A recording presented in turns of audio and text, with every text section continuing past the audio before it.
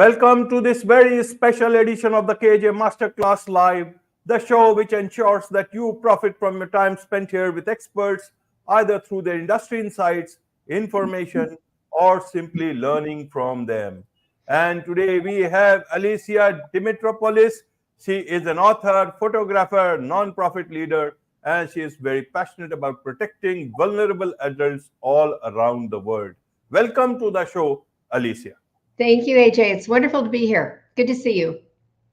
Same here, same here. Welcome to the show. Welcome to India in this online form. And I'm sure not just in India, but across the globe, people will learn more about the important topic and benefit and find solutions for it. We'll be talking about elder care, the problems and the solutions that we can come. So, Alicia, my first question is to understand. You talk about, that it's a global crisis Yes. about caring for our elders. So why do you call it a global crisis? I can understand it, but I want to understand it from you in a much more better manner for the people all across the world.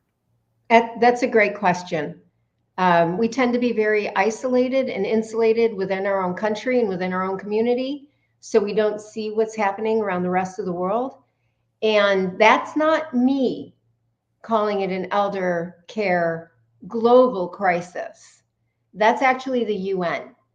AJ, if we look at the statistics, in 26 years, by the year 2050, the UN predicts that the global population over the age of 60 will number 2.1 billion people, billion with a B. Of that number, 426 million will be over the age of 80, and 80% of this population will live in low to middle income countries. So it's not just an India problem. It's not just a Nepal problem. It's not just a Bangladesh or a Guatemala problem. This is a global crisis. We are living longer. And if you do a search on the internet for the term granny dumping, you'll see that adult children of aging parents with dementia are overwhelmed and they're taking drastic measures. There was one family in Mexico that left their mother in a cardboard box by the side of the road with a blanket. There's another woman in Japan who was just at her wit's end. She drove her father to a bus stop on the expressway and left him. These stories are all over the world. In Nepal, they move to India or they move to Bangladesh and they don't look back and they leave their parents. In Guatemala, they take their sick parents to the hospital and leave them. This is only going to become more intense as we age, as we live longer around the world. That's why I call it a global problem. I understand. I understand it, Alicia. It is a global problem. So I want to understand, why is this problem? Is it an economic problem, or is it a society which is on the way down? Is it about the way our society is thinking? In today's time, we are talking about a very highly connected world, but we are disconnected from this reality. We are connected with our elders. Whose fault is it? Is it the elders' fault when they were young, they did not bring up their children well? Or is it the younger generation fault, who is also, because in India also we see a lot of things happening, and a lot of laws have come up where people have been told to take care of their parents. But Yes. outside, a lot of times you promote an individualistic society. So when you promote an individualistic society, does that include that the children will take care of you, or is it time that a lot of things need to change? I want to understand it.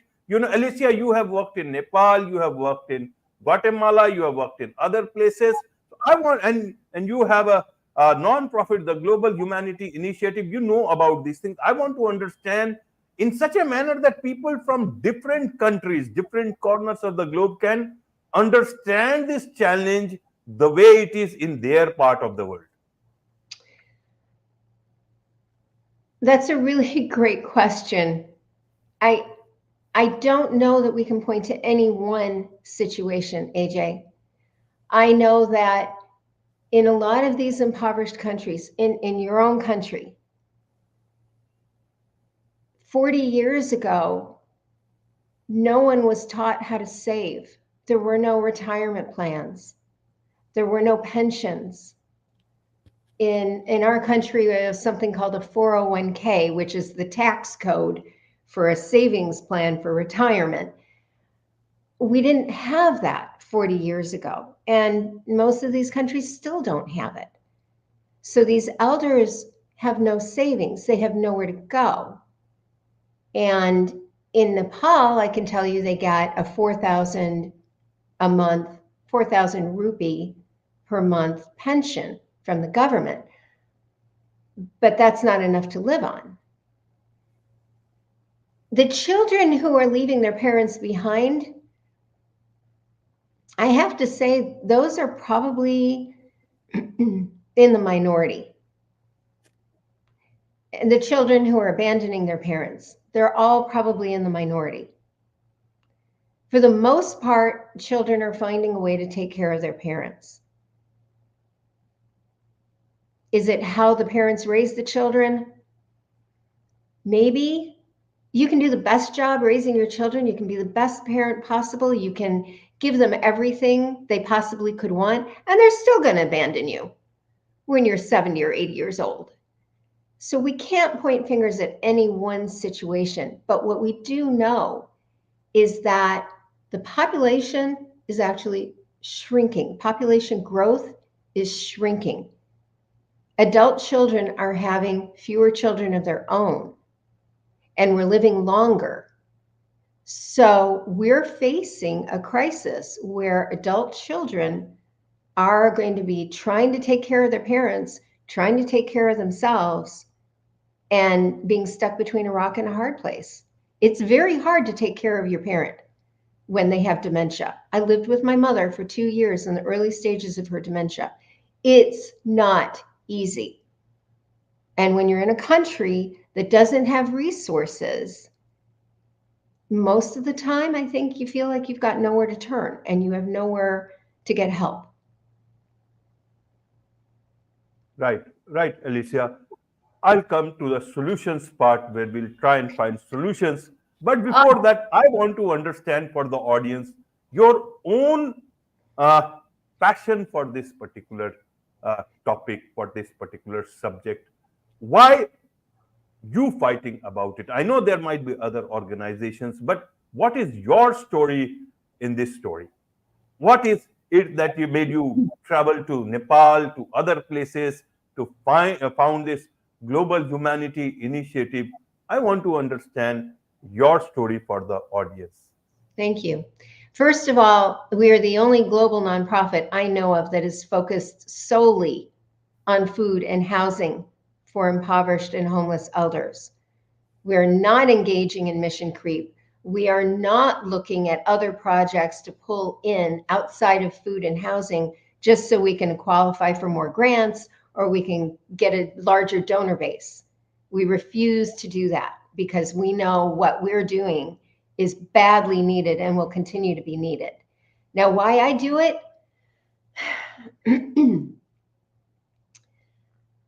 Boy, that's a tough one. I said that I took care of my mom for 2 years when she had dementia, and this was in the early stages of her dementia. I had a full-time job. Fortunately, my mother had resources. We do. We have quite a few resources here in the United States, but that's not to say it makes it any easier. And I remember one time where I was with my mother and we were having a conversation, and through no fault of her own, she was driving me to the brink of my sanity. And I remember leaving the house, getting in the car, and getting on the expressway. And I called my friend, and I'm sobbing sobbing that I can't do this anymore. I can't take it anymore. And AJ, I'm driving 60 miles an hour on the expressway and I can't see straight. I can't think straight. And my friend John managed to calm me down and get me to a place where I could pull over. And he met me at a restaurant that's halfway between his house and my mother's house. But we have those friends. We have those people we can rely on. And these elderly people they don't have anyone else. They're fully dependent on other people. And as much as I had come to that breaking point, did I break? Fortunately, no, I didn't. I didn't leave the house. I didn't abandon my mother in her home, which it's not legal in the United States. But even if it had been, I just didn't do that. Why? Why didn't I do it? And why didn't someone else do it? I don't know. I grew up in a very ethnic family, Greek family. So I have 50 cousins.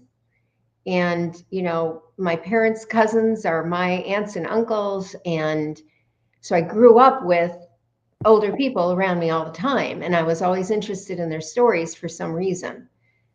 Why I have this passion, I can't put my finger on it. I know that other people are doing really good work with children. Everybody loves children. Oh, AJ, children are cute. They're the future. They hold all the promise in their hands, and lots of people are doing great work helping women become empowered and helping women become independent. And I look at this world and I see these people who they've probably in some cases outlived their children.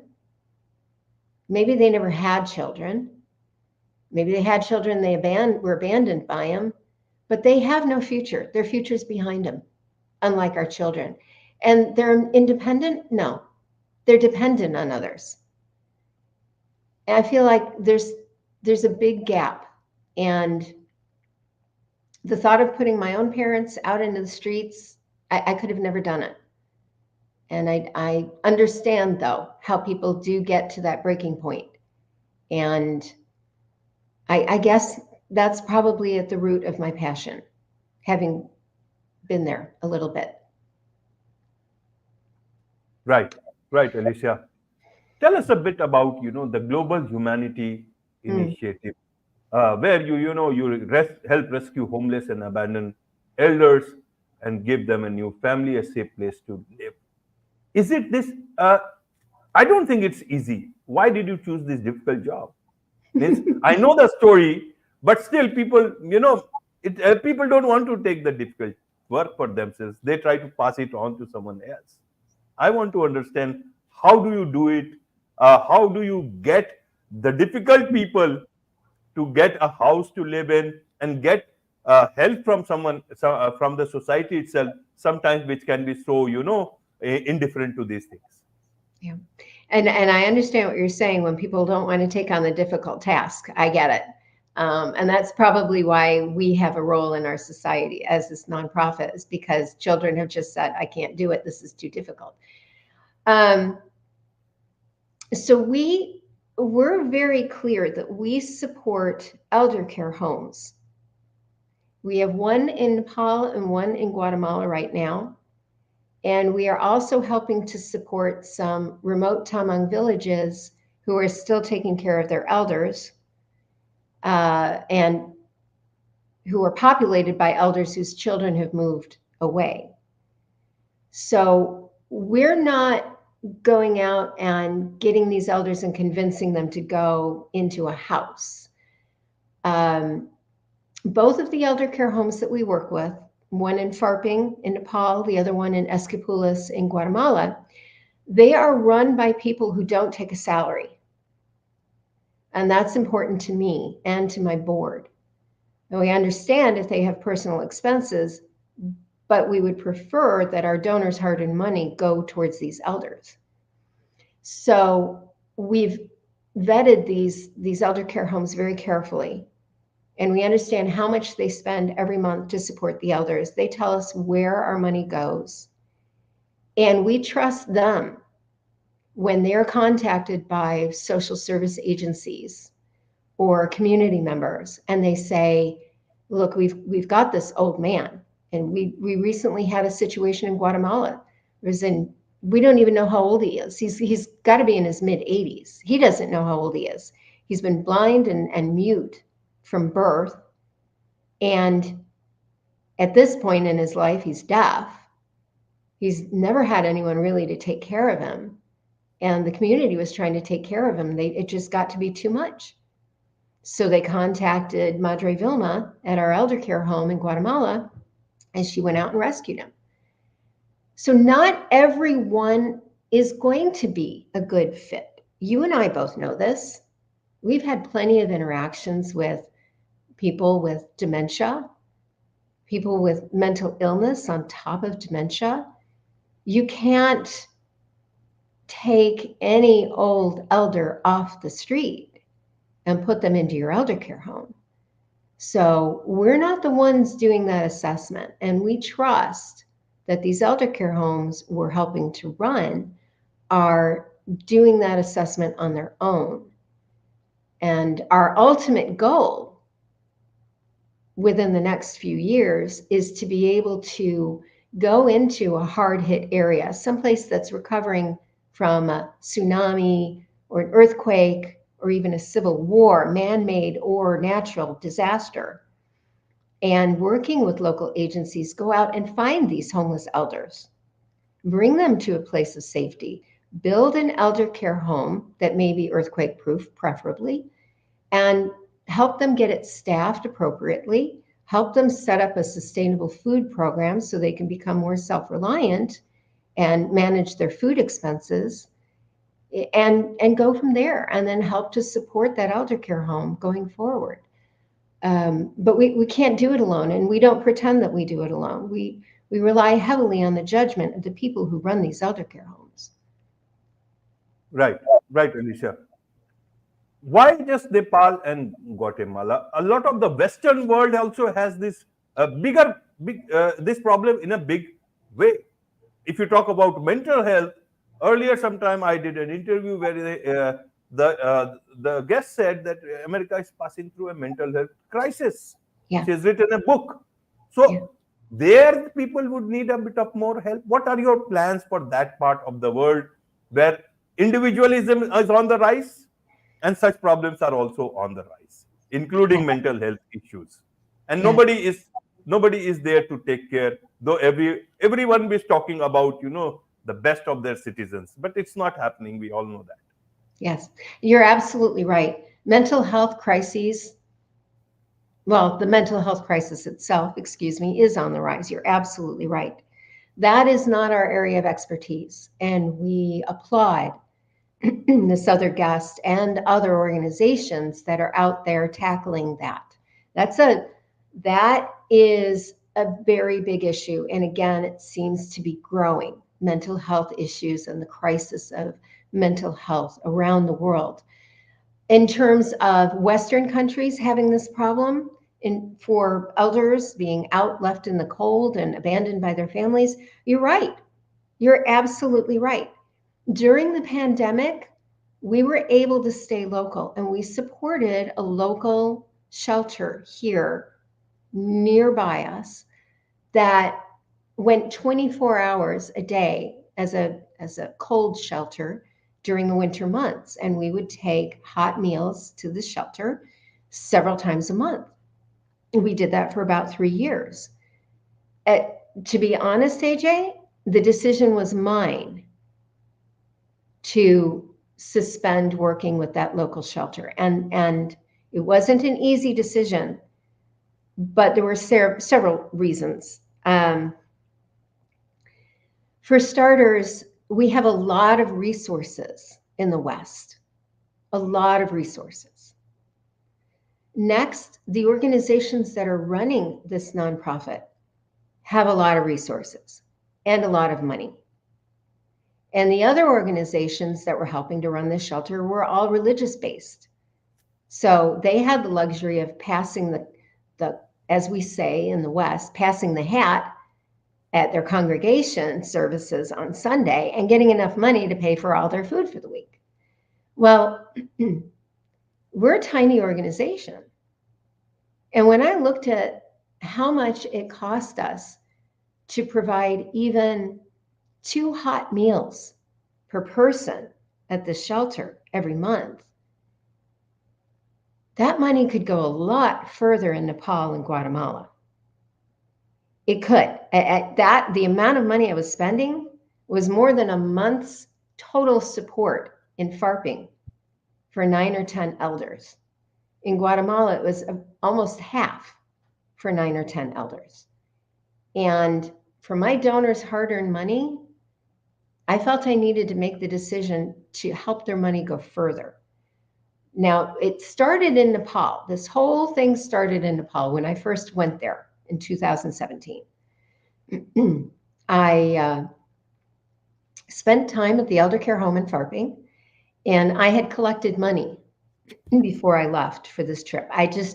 Friends and family just started giving me money. I was going to be there for 3 months. I wasn't going to have a job. I wasn't going to have income. This was going to cost me a fortune. They seemed to know it, and they just started giving me money. And they wanted to do this. When I got to Farping and I started talking to the young man who runs the the elder care home, he told me that their wash facility needed to be replaced because it had been damaged during the 2015 earthquakes and had never been fixed. He said it could fall down anytime. Well, he gave me the estimate, and I, excuse me, so sorry. I looked at the estimate to rebuild the wash facility, and it was within $5 of the amount of money I'd collected. And I'm not joking. I say this in the book, and it sounds like an exaggeration, but AJ, I heard a voice in my head saying the money was never yours. And I thought, oh my God, I'm going to be broke by the time I get home. This is all the money I have. I'm not going to have a job. I couldn't wrap my brain around it, but I also couldn't escape this voice. The money was never yours. So I used the money. I had it wire transferred by Western Union into Nepal, and I used that money to help them rebuild their wash facility. And AJ, the money I collected was within $5 of the total amount of the construction, and the Western Union fee was $4.99. So you can't really get a bigger message than that. So it started with that one project. And I thought, well, hell, I could probably do this again. And I came home and I formed the nonprofit. COVID hit. I hunkered down and I figured out, now, what do I really want to do with this nonprofit? What does this mean to me? What are my future goals? If I dream big, what's it going to look like? And I wanted to work on a global basis.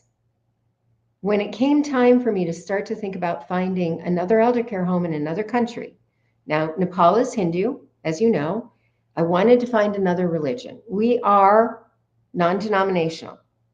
We are global. We believe all of our elders should be cherished regardless of what religion or spiritual practice they have. And I happen to know someone in Switzerland who goes to Guatemala frequently. And I just asked him, could you poke around? Could you talk to your contacts the next time you're there? And he was wonderful. Next time he was in Guatemala, he located this elder care home. He reached out to me, said, what do you need me to do? It's run by 4 nuns. Okay, 4 nuns? I think I can trust them. They took a vow of chastity, obedience, and service, I think, something like that. I think I can trust them. I gave Frank 23 questions to ask this elder care home in Guatemala. He translated all the questions. He translated all the answers. And these nuns not only gave me all the answers to my questions, they opened their books. They told me how much they spend every month, how many elders they have. They just told me everything I needed to know. And I took it before my board and I said, look, I'd like to help this elder care home too. if we're going to expand into third world countries, I'd like to go someplace where I know someone who knows the country, trusts these people. And so that's how we ended up in Guatemala. Our next place, I don't know. I'm waiting for the universe or spirit or God or whatever to tell me where we're going next. Right, right, Alicia. Uh, I'm just thinking about those $5 in Nepal and $4.99 for this Western Union piece. It is not a good union of, in terms of the way we look at it. It's a unholy union, I would say. It has to be in much more proportion to. Then there should be some discount for, especially people who are doing good work and putting things into. Where will people take away all this money? Leave that as it may. Let's move on to the solutions, Alicia. Let's look at solutions. Where is the solution? Is the solution with elders themselves? Is it with the young people? Is it with the NGOs? Is it with the society? How we got to find a permanent solution to these things, or is it not possible? How have you must be thinking much more than anyone else, because you cannot be doing it for you for forever. Right. Neither and one NGO can continue to do it forever. So Right. where is a permanent solution? How have you dealt this in your book, Drowning in Now: A Search for God and Humanity? Just like, what is the problem, the solution as elusive as God and humanity in today's time, or is it much more possible? Or help us understand this. One thing, AJ, that I just noticed in your question is you asked me, is the solution on the elders, on the children, on society, on NGOs? And you very wisely didn't mention governments. Because I'll tell you what, the world is Tell me. passing through a crisis. Hmm. And I've been seeing this. Almost every government, every politician talks about people, of the people, by the people, for the people, only during elections. The irony is that it is a fact that these people who are in power and the opposition will forget it conveniently. The problem is that citizens too forget it. So you will not find solutions there. And that is where I stopped to looking at solutions from the government. That is why the number of NGOs are rising, the Yes. number of community uh, solutions are rising, and that is where maybe some NGOs are for profit. Even NGOs, and non-profits are also looking for profit, but at least there is a talk of solutions there. So that is why I chose to not venture into an area where there is of no use. We are looking at Mars. We don't Absolutely. talk about going to Venus, yeah, or Mercury, because there it's a bit difficult to look for life there. I absolutely agree 100%. And by the way, congratulations to India for landing a rocket on the dark side of the moon. And you did it with a fraction of the budget that other countries tried and failed with. The good part is we did not have to wire money through a Western Union facility, or it would never be possible. So what is the solution? You've pretty much nailed it on the head when you started to talk about the elders and the communities and NGOs. But I am going to throw out there, as much as we want to believe that governments are not part of the solution, because they generally aren't. Governments simply aren't solution based. It's a limit of theirs. We do have to put some responsibility on those governments. Now, in Nepal, quite a few years ago, not that long ago, they started to pay a pension, so to speak, of 2,000 rupees for elders over the age of 65 or 70 and widows under. There are all kinds of rules around it. And now they've increased that to 4,000 rupees a month, and they've increased the age and so forth. So it is a bit of a responsibility on the governments, not just to provide the Social Security, because guess where that money's coming from? Money's coming from the workers. Money's coming from a tax that these adult children are paying. And that's why the adult children are saying, I can't afford to feed you anymore. And they're putting their parents out in the streets in Nepal. I'm paying for your 4,000 rupees a month so you can go live on your own. You and I both know it's not enough to live on your own. But having said all that, there is an opportunity for the governments to step in and educate people from now, educate people in their 30s and their 40s and their 50s and say, look, you have to save. We can't do it on our own. You have to save a little bit. And this is why, and this is how. And they have to put the banking regulations in place so that these elders can afford a little bit. Now, the rest of it does fall to the community. The rest of it is going to fall to the NGOs, especially at this time, because we've got a good 20 years, 30 years before these pensions that these younger people are saving for will start to kick in. It's a multifaceted approach to a solution.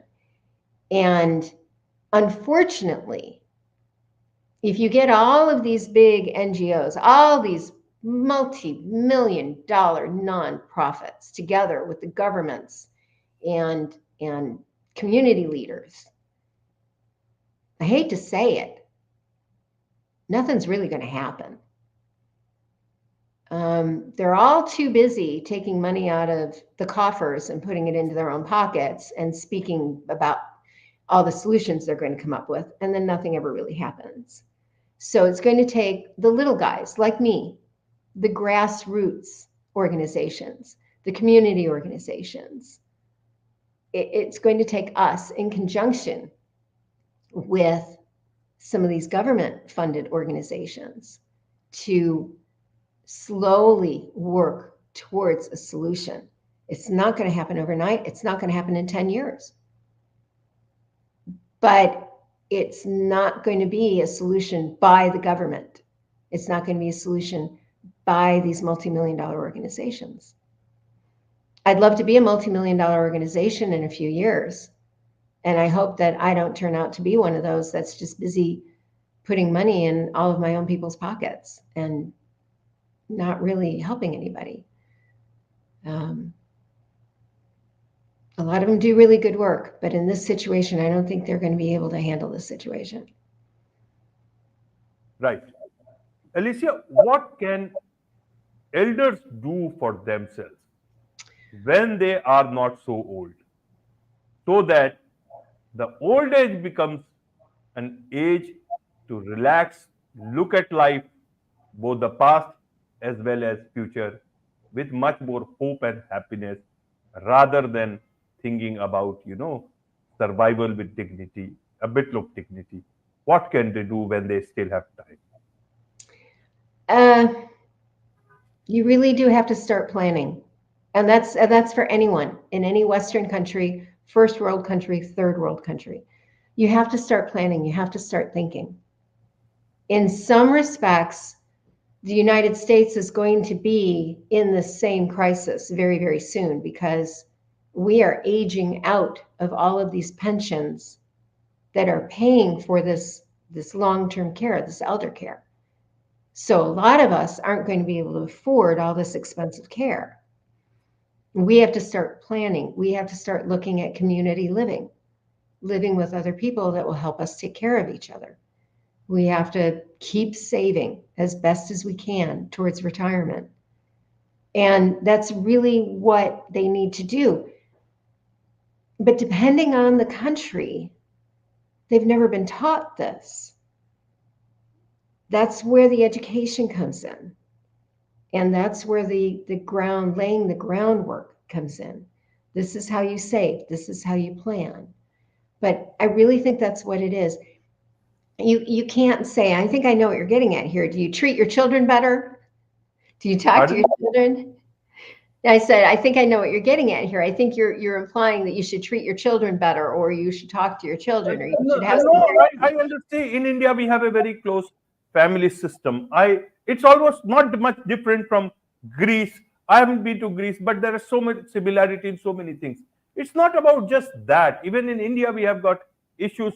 Every issue is a different issue. The problem is that people are scared of the problem, then the problem itself, it poses that much of a problem. It's like, you have a problem, but you are afraid of going to the doctor. Not that the doctor will ask millions of dollars, but you are afraid that the doctor will ask a lot of money. And that gets into the mindset. So many a times you are afraid of taking care of somebody because you are fearful that it will cost a lot, everything else will cost a lot.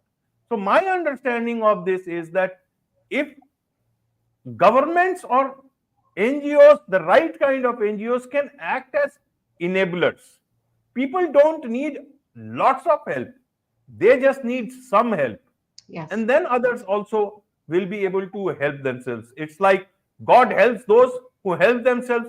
Now, God is not going to come himself or herself. God can only send some help through somebody. And that help has to come to these people at the right time. But the problem is that sometimes some people become too big, then they become, part of that system where they siphon off money. That is the big problem there. That is where I wanted your perspective. Well, it is scary. And you don't want to deal with something that you think is scary and you think is going to be difficult, you think is going to be expensive. But the reality is, if you don't deal with it now, it's going to be more difficult and more expensive later on. Just like if you feel you have a physical ailment and you don't want to go to the doctor because you don't want to face whatever problem there is, you're going to have a bigger problem later on if Right. you let it grow. Now, in terms of community, in terms of having a responsibility towards one another, I would venture to say that it isn't every man for himself in this world. We are one human race. And I would venture to say that even though India has very tight-knit family structures, as does Nepal, we still have those outliers. When we're talking about low and low middle income areas in these countries, they can't deal with it. They can't cope. And for me, excuse me, I look at the individuals and the companies within each of these countries that have earned lots of money for their executives. And they've earned this money on the backs of these people, these elders, who now have nowhere to go. And I think you can pay up a little bit. You can contribute a little bit more to your society, to what you built and what you created. You not only created this wonderful company and these wonderful opportunities, but by not helping and not supporting your workers through the years, you have also created this wealth gap and this poverty. So let's add to the list the wealthy in the communities. They got wealthy off the backs of these people who now need help. We are one human race. And I'm going to throw a little bit of the caste system in there too, from India and Nepal. I'm still going to blame the caste system, which thanks to England really enforced it. Britain really enforced it when they colonialized India, but we're going to digress. So, there are a lot of factors. Absolutely. Absolutely. There are a lot of factors and there are a lot of options also. I would be more optimistic to look at that. If we are looking at a what you call longer life, then the working life will also increase and people will create much more opportunities for themselves by taking care of their own health better, by Yes. taking care of the better quality of medicines and systems available. And so that, when you are in a good stage of life, you create those opportunities and also learn to create opportunities for people of the next generation who will also age at their own pace. You know, it is like you planting a tree, you eat the fruits from the tree planted by someone else, you plant the trees Yeah. so that, you know, someone else also can enjoy. And that's the way, as I say, it is not the race to the top, but it is about human race and humanity. So that is much to learn about these things. For those people who want to learn more about you, about your NGO, what is the best way for them to do so, Alicia? Well, you can do one of two things. You can read the book, which discusses the beginnings of our nonprofit and the background and why it all started. The book is Drowning in Now, A Search for God and Humanity at the Top of the World. You can order it off of Amazon or support your local bookseller and order it through your local bookseller. Or you can go to our website, which is globalhumanityinitiative.org. If you have any questions, go down to the bottom of that page and click on Contact Us and send me an email through that form. I'd be happy to talk to anybody. Wonderful. With this, it's a wrap on this very special edition of Wonderful. the KJ Masterclass Live. Thank you so Thank much you. indeed for Thank you joining. so much. It was wonderful to talk to you. Same here.